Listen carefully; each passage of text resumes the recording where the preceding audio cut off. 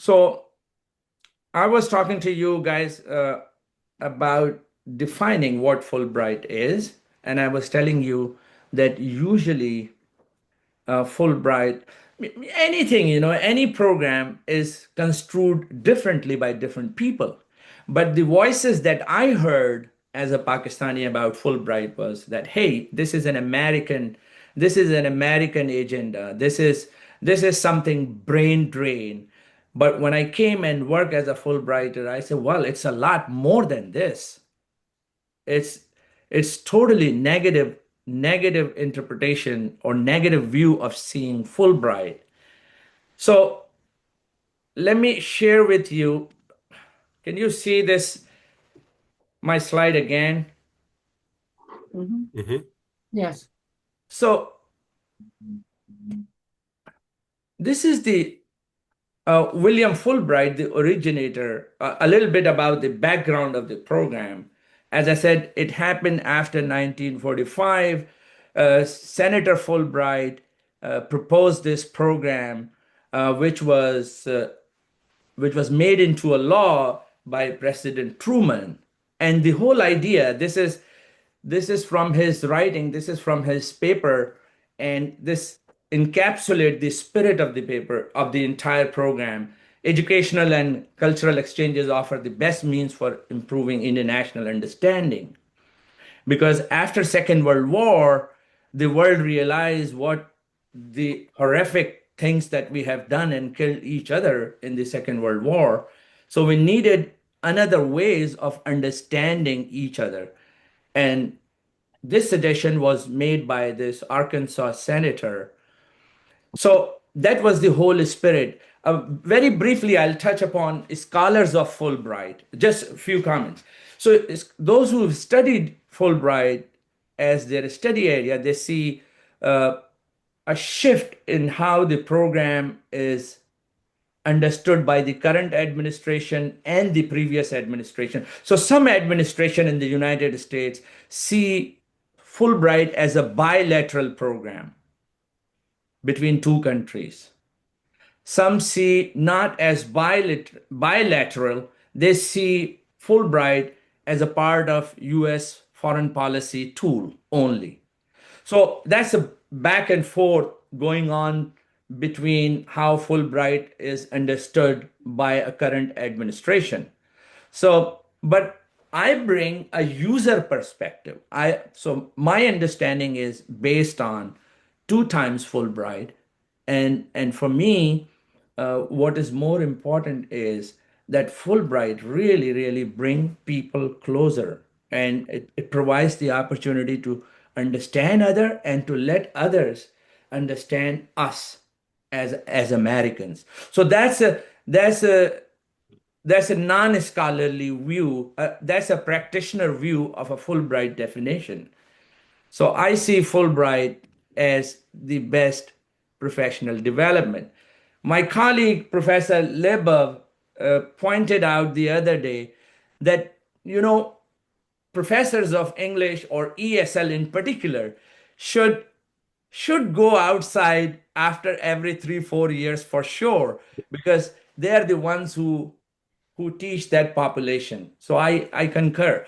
But other professors also, or researchers, Fulbright is something that should be considered as a part of professional development, a routine every 3 4 years. Well, looks like my PowerPoint not very happy. Okay, let's see this one. Okay. So this is a 1 minute video of Fulbrighters produced by the commission. I'll play it. Fulbright is adventurous, an incredible experience, a really key part of American diplomacy. The true purpose of it is to create mutual understanding. It's rigorous. It's what you make of it. Fulbright is this incredible resource. Don't know how much you're capable of until you're put in certain situations. It gets you comfortable with the uncomfortable. It really changes your identity. It gives you a new perspective. I see it as like a chance to have a big adventure. You embrace those hardships, you make it your own. Fulbright is an academic cultural exchange program. It's for Americans doing study, research, or teaching English for roughly an academic year. I did my Fulbright in a small Pacific Island country called Kiribati. I went to London, Malaysia, Belgium, Senegal, Jordan, Cambodia, India, Singapore. the Galapagos, and Ecuador. When I went to Trinidad, my research focused on girls in juvenile detention center. trying to fight hunger and malnutrition in Ethiopia, studied high-speed aerodynamics at a small research laboratory outside of Brussels. Trivalent chromium and type 2 diabetes. Working with researchers to understand the impacts from plastic pollution. Taught 5th through 8th grade students conversational English. The whole point of my project is to create empathy and understanding and respect for Kiribati people. It's a life-changing experience. It's not just your grant year. Fulbright is lifetime. Fulbright is for everyone. So that means that Fulbright is also for you.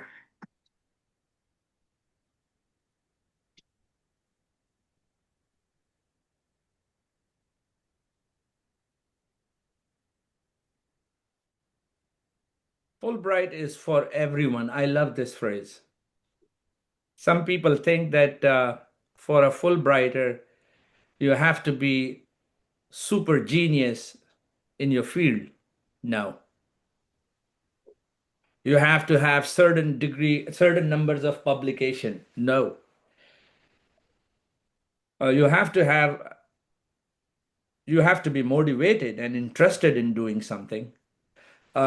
I do not buy this thesis that you have to be way too advanced in your field in order to earn the Fulbright. I know it's very prestigious, but what I have seen that if you are motivated, I think the motivation plays the major role, not your degrees and number of publications. If you motivated, there are people in Fulbright Commission, they're there to help you. You get it. So I love the phrase, Fulbright is for everyone. You're a teacher, you're a scientist, you're a social scientist, you're a linguist, anybody, any field that you want to, you're passionate about, you want to study your field. In my case, it was, yes, Stanley, I'm sorry to interrupt. You're okay with our just asking absolutely, questions? anytime. I love it.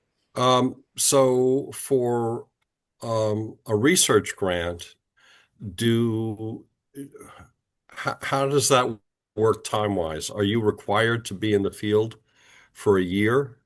And if so, is it a year straight? Or can it be a multi-year grant? What's the timeline? Yeah. Thank you, Professor Wallen. It's both. There are grants which give you the flexibility in your timeline. You can be in a country at a certain specific period of time and then come back depending on the type of the program that you are selecting. I'll give you a specific example here. Let's say Professor A, they want to teach their entire course in US, yet they want to go for a specific time for their study in that country. They should apply for Fulbright specialist program. These are short durations. So you go in a country for, like, say, 12 days in winter, or let's say a month in summer, and then you carry out your research and you come back and do the remaining research work here. But if you select a Fulbright Scholar program, there is flexibility there also. I'll show it to you. Some scholar programs, if you cannot do for 10 months like me, then you probably can do 3 months in summer. But to answer your question, selection of the type of the program is very, very important here. So if you can go on sabbatical and can afford like 5-6 months, there is a program like that. So these these Fulbright Commission experts, they know so very well about the lives of professors in US that they have designed programs which are very flexible. So as I said, There are some programs, you will be surprised. There are some programs where you can go to the host country for 12 days only. You go to the country 12 days, you collect your data, do the field work, you bring that back, and then you do the remaining online. It depends what type of program you're selecting. If you're selecting Fulbright Global, if you're selecting Fulbright Global Scholar, then what you need to do is that you select any two countries in one region. The third country has to be out of the region. I'm going to give you an example. Mm. So I select, let's say I'm doing a research on family literacy, and I want to be a global Fulbright scholar. Then two countries I select from Eastern Europe. My third country has to be outside Eastern Europe. It should be some other region. It should be South Asia or Americas, Latin America. So that's a global scholar where you do research in three countries and you do in and out in the countries. You do not stay longer. So it's the program type that you select that decides a lot. Does this answer your question? Yeah, it does. I'll ask one quick follow-up. Yeah, sure. That's okay. So, you know the way I work. I'm usually in the field for 2 or 3 months every summer. Mhm. Do the Fulbright grants are the scholar grants multi-year or only 1 year? How does that work? Multi-years also. So for you, um, if you want a multi-year, I would say Fulbright Global Scholars Mm, or Fulbright Specialist. With the Fulbright Specialist is that you don't have any two-year rule binding on you. mm, It's not like you finish one program and then you have to do 2 years in US. No, it's exempted. It's a waiver. The program has the waiver. So you can go and do three Fulbrights together. What? Yes, three consecutive. Because you're once you are on a roster for 3 years, you can do as many as you want. But the program type is Fulbright Specialist. okay. All right. Thank you. Thank Yeah, you for that. sure. So we move on. Sorry. So I started my conversation about some people they think that Fulbright is American only. I want to show you some figures. So the Fulbright Scholar Program, if you look at it, 800 for US scholars abroad and more scholars visiting US for visiting scholars to US. So it's the Fulbright is bilateral, is binational. It's not one country. But the current administration is presenting Fulbright mostly as Department of State diplomacy tool. As I told you, that with the change of the administration, the program's funding, how the program is understood and presented gets changed. So, but the data suggests that yes, it's all bilateral. There are a lot of Fulbright scholars coming to US than US scholars going overseas. We have talked about it. The key mission, William Fulbright said, it's for peace, is for understanding each other, and it could be a research and teaching. A Fulbright can be. My first Fulbright was a research Fulbright. My second Fulbright, Baji Mukhtar, was a teaching Fulbright, and it could be a cultural exchange as well. So there are a lot of programs of Fulbright, short duration, long duration, multi years, multi countries, Fulbright Global Scholar, multi countries. One topic you explore over three countries, two in one region and the third in other. So eligibility, you have to be a US citizen and you cannot, have not lived abroad for 5 years or more, and you have to wait for 2 years before reapplying. Exceptions for a specialist award. That's what I was talking to you. Your specialist awards, you can have a number of specialist awards. The 2 year rule does not apply on you. Not many people know this, by the way. They say, oh, if you have done a Fulbright, then you have to wait for 2 years. My son just came back from Jordan. He was a Fulbright. Your student is telling Jamal. Hmm. He just came back and he told me, Dad, now I have to wait for 2 years. I said, who said this? Then he checked it. He was not believing me. He checked it. Oh, said, oh yes, there is a program that says if you apply for Fulbright Specialist Award, you can have 2 or 3 Fulbrights in consecutively. General Scholars Award, and then you have Distinguished Scholar Awards. These Distinguished Scholars Award are very short time. Mostly it involves public speaking or carrying out research for short durations. Seniors, high achieving academics. You don't have to be for Distinguished Scholar Award. You don't have to be Bob Dylan in singing. No, you have done considerable amount of work. And then you have early career awards. So the number of awards are many actually. How to apply? Usually the deadlines, in September, but each program has a different deadline. And my suggestion to you is that if you're planning to do your Fulbright application, I think it's a good idea to start looking at that country needs. And the best way to find out the needs of the country is to go to professional association. When I wanted to know about Algeria and I was making an application, I looked at TESOL Algiers and I started looking at the issues, and they were transitioning from French to English.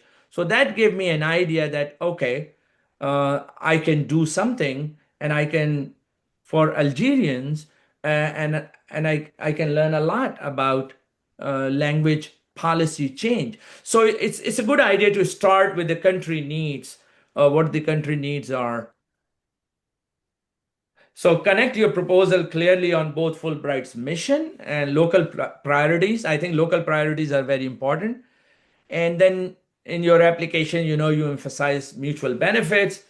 And as I told you about my Algerian experience, I started looking at TESOL Algeria. I looked at they were addressing a great need of Algerian teachers and student body shifting to English medium of instruction.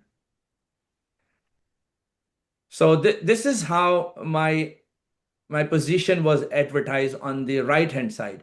It said TEFL Applied Linguistics, activity, teaching, or research, degree requirement, career profile, mid-career academics or senior, and the duration, again, Wallens for you, 6 months, 7 months, 8 months, or 9 months. It's up to you. If I wanted, I could write for 6 months.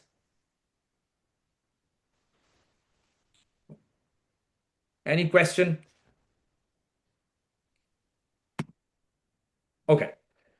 Now my personal experiences about this beautiful country in the north of Africa, next to Tunisia and Morocco, in between Algeria, the biggest in Africa by land size, and a beautiful one right on the mouth of Mediterranean. The country was under French rule from 30 to 62, and 62 they got the independence. Linguistically, Algeria is you will be really impressed when you land Algiers and you start seeing multilingualism. Every Algerian is speaking at least 2 or 3 languages. They're very fluent, of course, in their mother tongue, Arabic, a dialect of Arabic, Daraja. So everyone speaks Daraja. Then A lot of them speak French as well, the colonial master's language. They speak French and they're taught French in schools. Other than other than that, the another language they speak is Tamazight, which is some people call it Berber, which is not a very good term for the language. So and I have noticed that Algerians also speak other languages also in their schools. um, these languages are taught in the universities. You will be positively really surprised how multilingual they are. I'll show you in the video some of the clips. uh, so about English, if you are speaking to someone who is 40 or 40 plus, most likely they will not understand English at all. But if you happen to talk to somebody in their 1920s, they will speak to you in English. So there is a clear uh, difference in generation and their linguistic repertoire. Older generation, Arabic and French. Younger generation, Arabic, French, English, whatnot. So it's very rich. Cash economy, no credit card at all. No Dunkin' Donuts, no Starbucks, no McDonald's, nothing. Everything local. And the diaspora communities are in France, in United States. So Algeria is a very interesting country. You will not see many foreigners in Algeria. Trust me, my dear colleagues, that's the only country where I have not seen Indians and Pakistanis in 1 year, and I couldn't believe it. My hypothesis was wrong. The hypothesis that you will find Indians and Pakistanis everywhere in the world, Algeria beat it. Because in Algeria, I didn't see any. So, not many foreigners, but the community, they really welcome foreigners. Okay, this was the place I was in. This was a small town. The name of the town was Annaba. It's in the north, and the photos are taken by me. I could see this beautiful Mediterranean Sea from my bedroom. It was like 12 minutes walk. And on the left hand side, you see a cathedral, a chaplain. Uh, this is the house that the embassy helped me rent. This was too big for me, a beautiful apartment, 3 bed. And the embassy, it was very secure. And the US embassy really value Fulbrighters in the real sense of the word. I'm proud of them and I'm genuinely thankful to them. They helped me in every way possible. So this was my house, very close to, you can see the one in the middle. This is the photo taken from my bedroom. The Mediterranean was so close. Okay, so this was the school I was in. It's called Baji Mukhtar University. You could see the campus. Uh, and on the right hand side, you see an article written by somebody in French on my arrival. So the local community, the media, and the school administration really valued this collaboration. I was in this town, I was the first Fulbright scholar because the embassy told me that they had never experienced this one. They had a lot of Fulbrighters in Algiers, which is the capital, not in Annaba. So Annaba was the first time. So embassy officers, they came with me to Annaba. Okay, student and courses. I was, as I told you, that I was interested in policy change. My Fulbright project was looking at transition from post Francophone to Anglophone. I'll give you a background real quick. There is a whole trend going on in the world where the universities are transitioning to English medium of instruction for their degree programs. So Algeria is no exception. The federal government has decided this policy that Algerian higher education institutions will teach courses in English. Now they need people to help them. So my project was helping this transition in policy shift from French and Arabic to some courses in English. So I was teaching sociolinguistics, two courses, and ESP, English for specific purposes. These are some of my students. And if I can play one student, just to give you an idea that students who are in their 20s, they can speak English.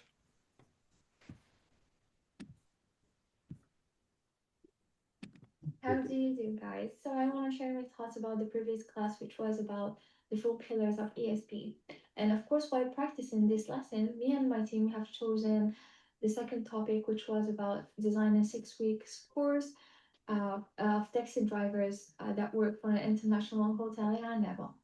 And of course, we started by analyzing their needs. What I mean by needs is um, to know what they specifically need for their job, like giving directions, asking for destinations, talking about fares and payment, and answering some basic questions of some tourist basic questions about local attractions. And after collecting all of this data, and based on this, we gotta figure out the most important language skills that we gotta focus on. After we knew the driver's needs, we started setting some clear goals for the course, the learning objectives, which could be improving listening skills, so the driver can understand the customer requests. Of course, using and understanding some basic vocabularies concerning the destination, payment, and directions. Of course, building confidence to talk about popular landmarks and places, and of course, practice polite greetings and practice polite greetings and customer service language. And by identifying all of these objectives and focusing on them, it keeps the driver, I mean, focused on the practical skills they'll be using every day. Okay, guys, I guess I can read minds now. You might ask me, how can you achieve all of these goals and objectives with or using some lessons? I'd say I'd be using some specific and simple materials and methods like role playing, listening exercises, and real life um, scenarios that can be so important, so crucial, and so efficient to prepare a taxi driver for a real passenger interactions. Okay, how do you do, guys? So, as you may have seen, that the students are fluent, very fluent, and the older generations are not. So I asked them, I said, you guys are very fluent in English. The answer that I got from most of them was from electronic gaming, e-games.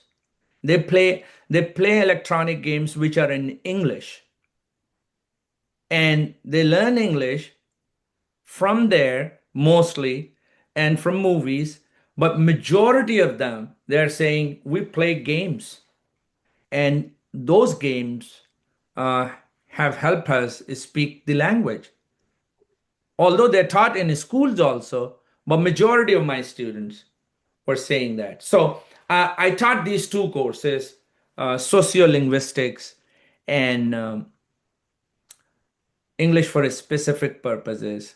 I have to tell you that when I moved from here, I used to teach a class of 20 students. And now here, I'm not exaggerating. When I went in there, I had 200 students in my class.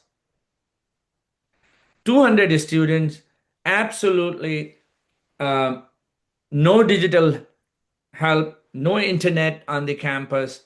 You have the classroom, very spacious classroom, big classrooms, a big desk, a lot of space, ventilated, everything perfect, but no digital help and plus 200 students. You have to do everything with them. So that was a big challenge for me to shift from 20 to 200. And and And I know that this was a great learning for me to do interactive classes with 200 students, not lecture based. Then, as the university was transitioning to higher education in English medium instruction, I did courses for professors and deans of these schools also. So here are some professors who are doing English medium instruction, transitioning to English medium through games. Okay.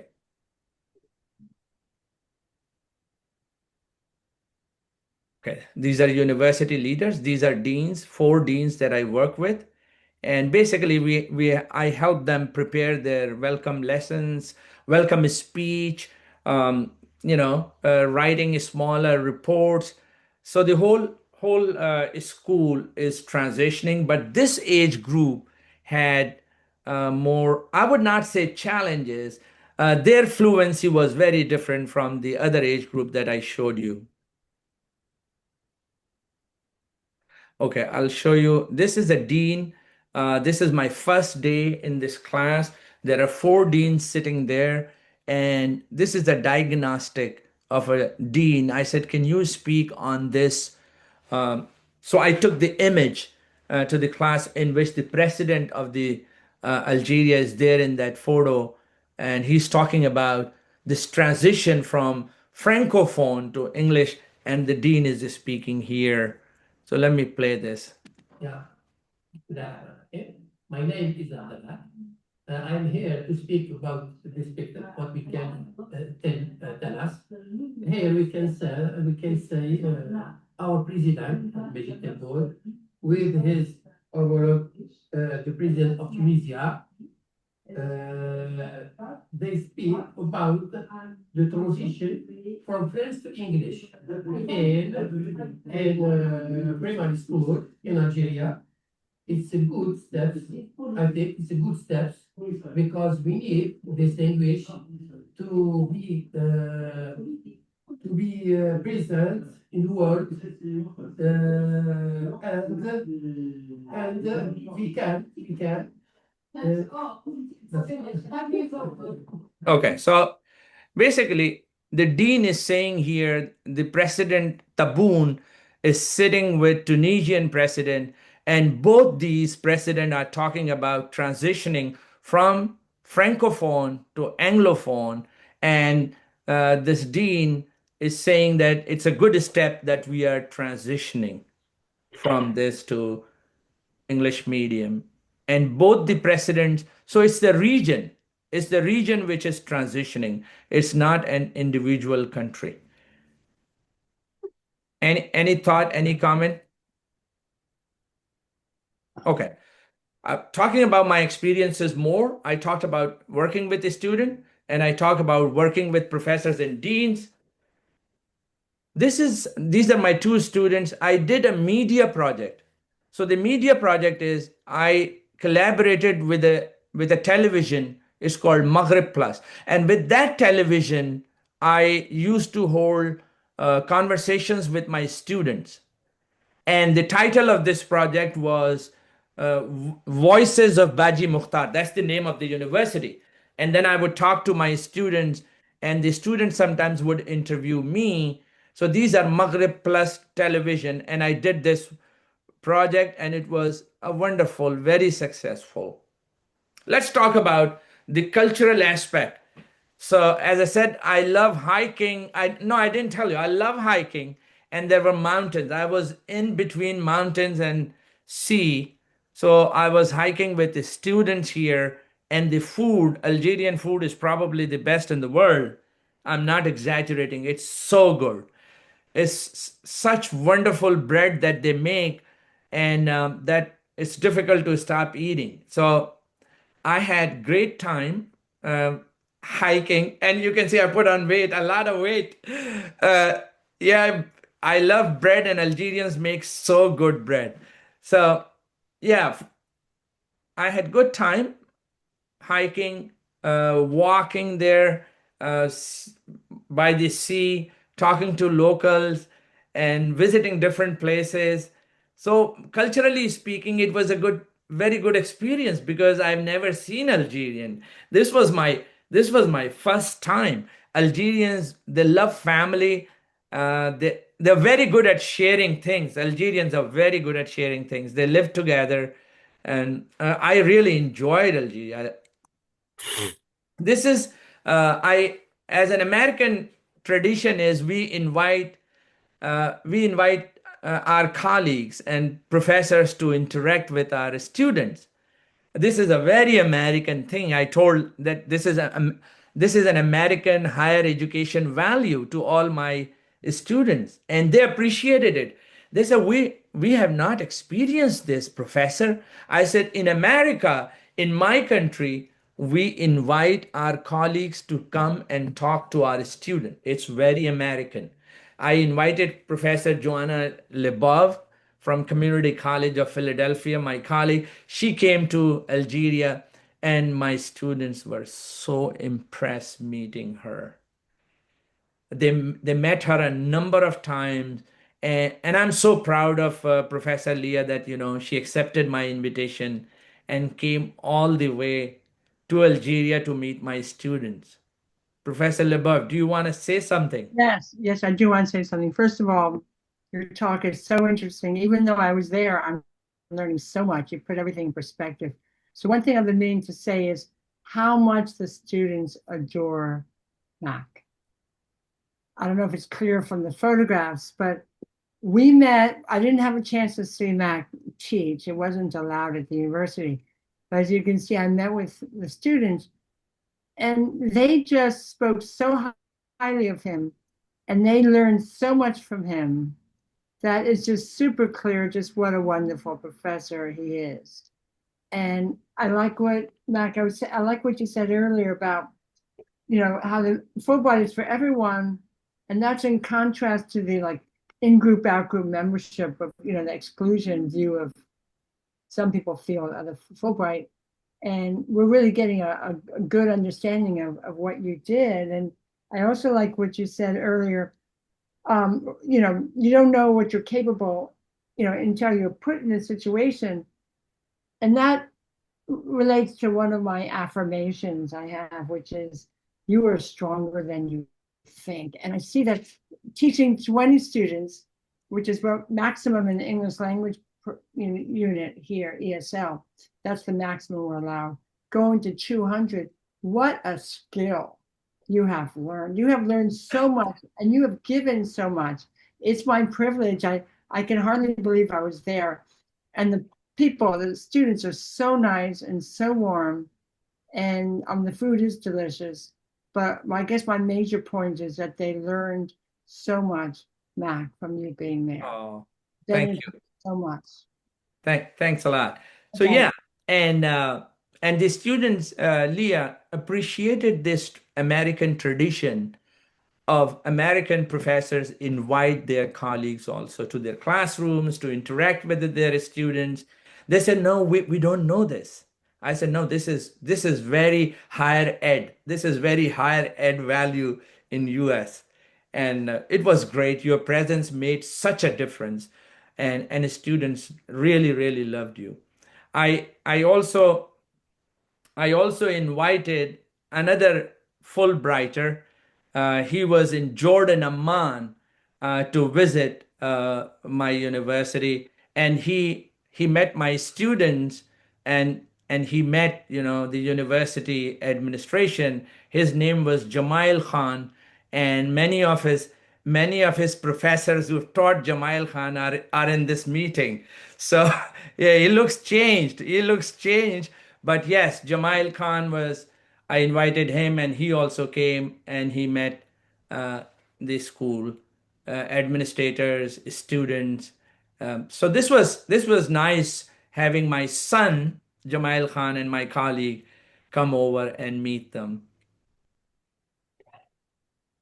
So the last point of this conversation is, what is it that I bring back home, applying my insights? What are some of the insights?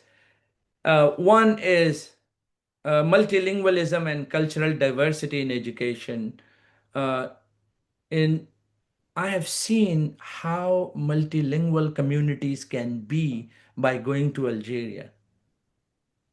It's very normal in Algeria. It's not an exception. On the roads in Algeria, in institution, a taxi driver. I'm not talking about elite school population. I'm talking about people on the street. I'm talking about women in the home.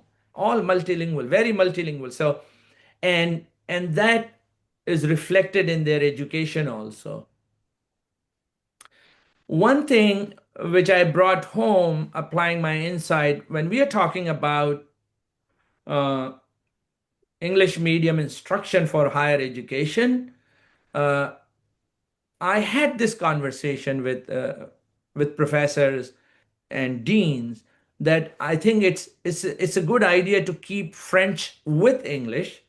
You have had a history of French, so I was telling them that some of them were saying French is useless now. French is useless for us.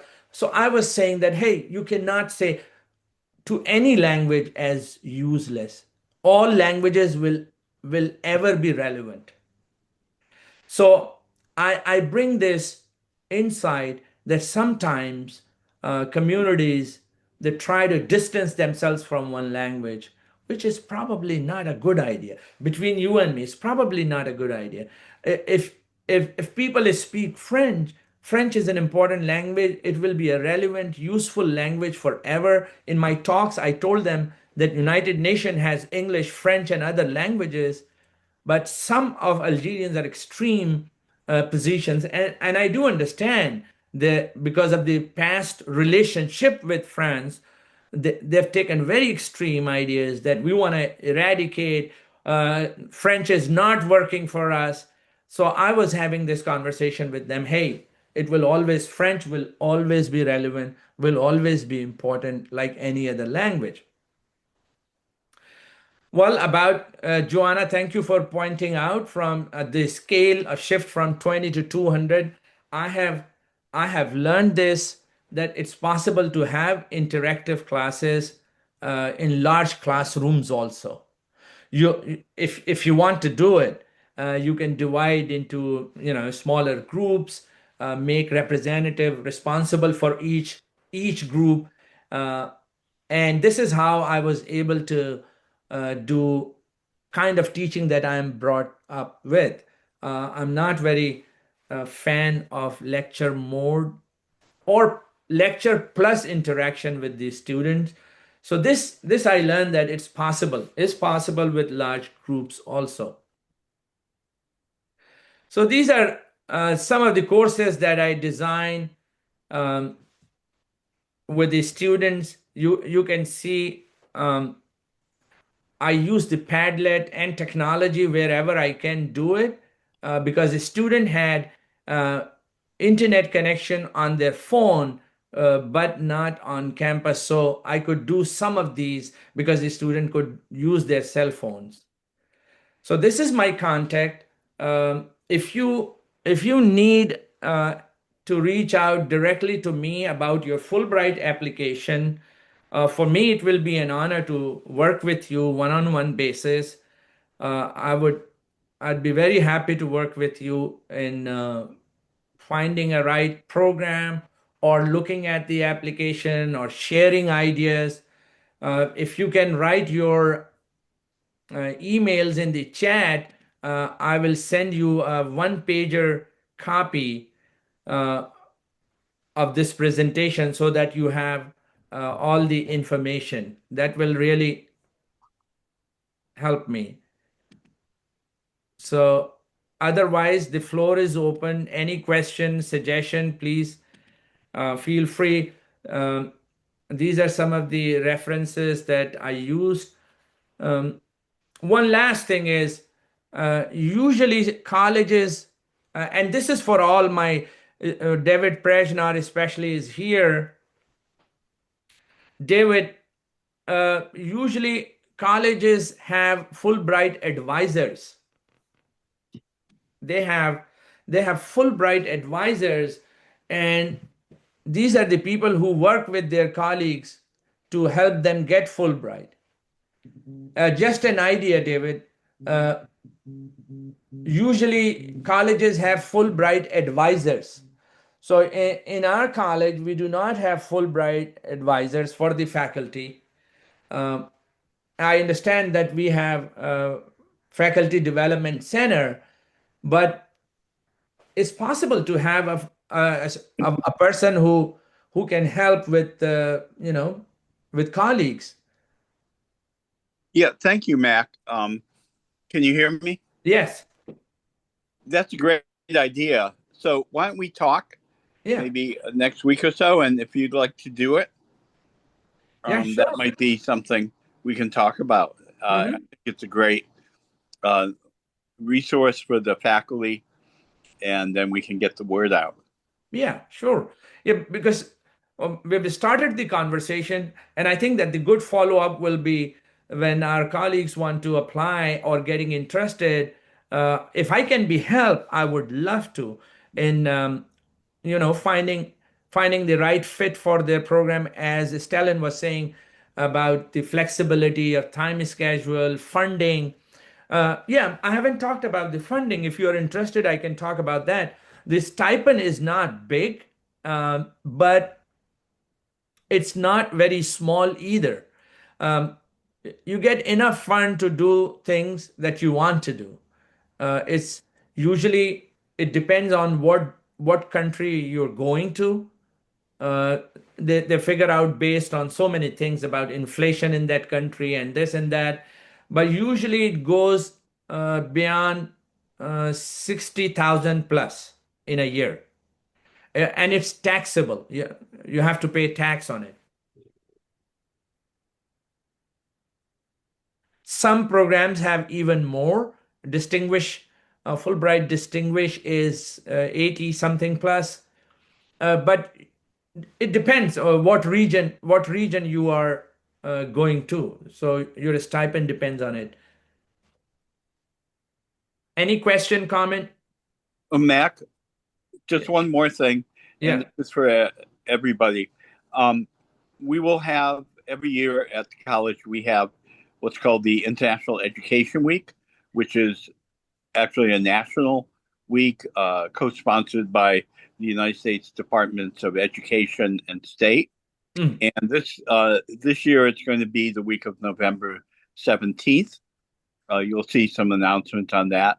But Mac, maybe we could do something during that week and have you come in and do this, or why not? Possibly a slightly different presentation. But let's talk about that, and then Yeah, sure. We can do that. Would love to do it. Yeah. I just want to say what a wonderful presentation. What I want to say is that this Fulbright scholarship is a win-win situation. It's a win for Mac because then you had all these wonderful experiences in Algeria and the students benefited. But it's a win for CCP because Mac is already a very international person, but obviously the experience deepens and makes you more international, which means that the ESL unit, which Mac is a member of, becomes more international, which means that also CCP becomes more international. And we all today become more international. So thank you so much. Oh, thank you very much. I really appreciate it. Thank you. I will conclude my presentation. If you don't have any comment or question on the beautiful expression used by somebody in that video, Fulbright is for everybody. I don't buy that Fulbright is for somebody. No, it's for everybody. Yeah. Thank you, Mac. Thank you. Yeah. Thank you, Mac. Thank you. Thank you. Bye. Thank you so much. Absolutely. Thank you. Thanks, Mac. Thank you. Bye.